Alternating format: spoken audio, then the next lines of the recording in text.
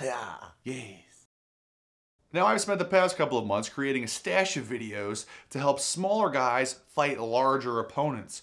I made so many videos that I started feeling bad for the big guys out there. So here's a fight strategy video that will help taller guys use their God-given gifts to beat the crap out of smaller people.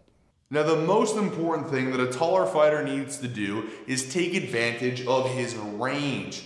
99% of the time, if you're taller than your opponent, your arms are also longer than his. Now you might have heard me say this before, but if your arms are longer than your opponent's, there's one very magical range where you can hit that guy and his fists can't reach your face. Now if you're the taller fighter, it is your job to dominate that distance and that range, because that's where you can do the damage and you're completely safe. So combinations like double jabs, 1-2s, double jab and a 2s, even 1-2 and another 2s are good, as is pretty much anything that involves you throwing punches with your arms at full extension. By the way, I'll write those combinations beneath this video in case for some reason you can't combine the numbers 1 and 2 in very short sequences.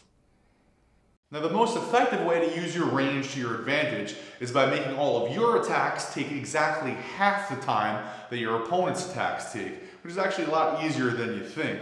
You see, the speed of your attack is actually controlled by the speed of the step that you have to take in order to reach that guy. So here's my arm extended at full range, and let's say this is my opponent's arm extended at full range, except he's shorter than me, so his arm is probably about 3 inches shorter. That means he already has to take a 3-inch step, whereas I have to take no step. Let's say I back up 3 inches. Now all of a sudden he has to take a 6-inch step and I have to take a 3-inch step. His step is exactly twice as long as mine, meaning his attack is going to take twice as long. That's the difference between this and this. Hopefully that made sense. If you keep your entry step short relative to your opponents, you're going to be able to step in easily and crack the guy in the head. Some of the best tall fighters in the world will just sit outside their opponent's range, step in with these quick, long, knuckly combinations, and just keep clubbing the dude's head until eventually he falls over.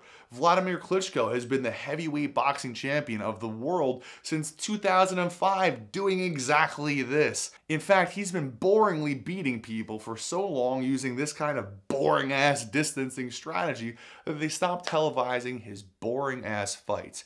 You can't even see the heavyweight boxing champion of the world fight anymore because it's not even competitive the way that he just stays outside and clubs people and then hugs them. Now we're not boring, so we're gonna spice our strategy up a little bit by taking a long 1-2, adding a slip with a long right uppercut. Oh, ha! Let's take a look at the form from the ground up. You have 2 steps to move in for your 1-2 punch. Left, right. You have 2 steps to move quickly across your opponent's field of vision, starting with the right foot. Right foot stepping pretty much straight out. Now when my left foot steps in, I'm throwing the punch. I'm throwing the uppercut. I need to pivot both of my feet on this step. Boom.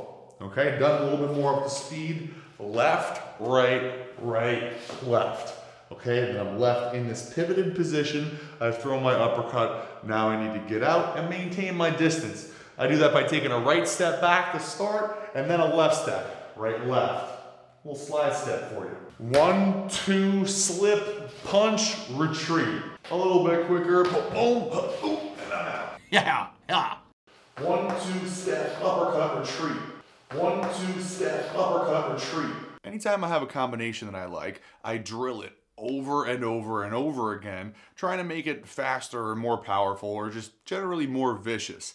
Now, as I was doing that with this combination, I found myself adding something that made it a lot more effective and seemingly more powerful.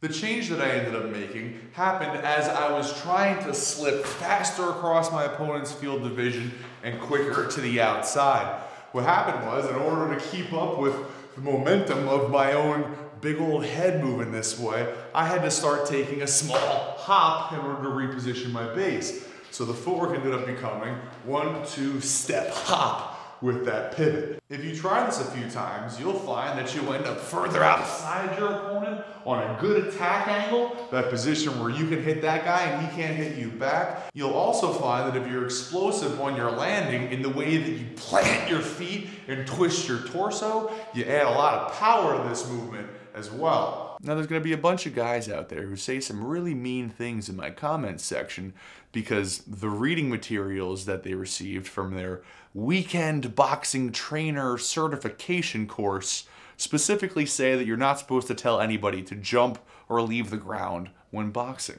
Your training's bullcrap, and any one of my trainers would curse your name because what you're teaching is nonsense, hogwash. Hogwash. Ain't real. People are gonna get hurt the way you train people. You need a certificate from the Boxing Academy of USA, America.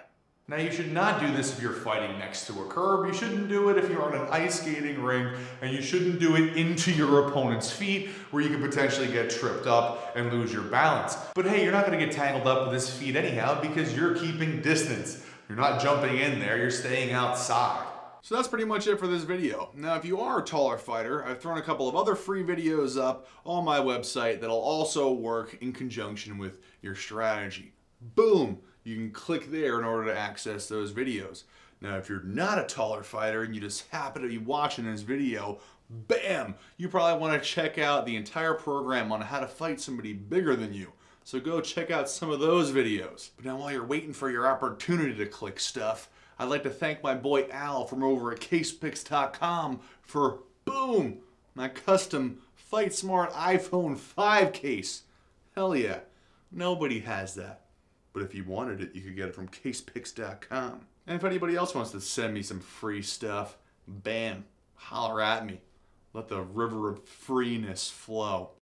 Bet you don't have a trapper keeper or an ebook or a certification saying that you're a trainer, because I don't see it on your website. I went troubleshoot through there, through the facts, frequently asked questions, I couldn't find any. You're not a trainer, I am.